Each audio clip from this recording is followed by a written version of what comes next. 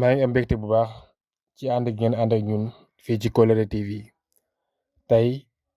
ñaari cax laa indi cax bu njëkk bi mooy dafa am loo xam ne moo sut giléem ba noppi xaj ci ron lal loolu mooy cax bu njëkk bi. beneen bi mooy dafa am bunt boo xam ne kenn mënu koo tijji loolu mooy sama laaj maa ngi xaar tontu yi nag te képp koo xam ne tontu nga rek joxe nga sa xalaat defal ma turu dëkk bi nga nekk mooy fi nga dëkk. kon gars yi nanu sonal sunu xel yi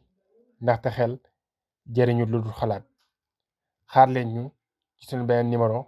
te ngeen abonné boo amee jot nga partagé ko. su fekkee abonné go cliquer bind bu xonq biñ bind s'abonner nii soo cliquer ba pare gis nga am na cloche bu génn ci côté bi nga cliquer tamit cloche bi soo ko cliquer gis nga ñetti cloche mooy génn nga cliquer ci kaw fiñ bind toutes les notifications comme nii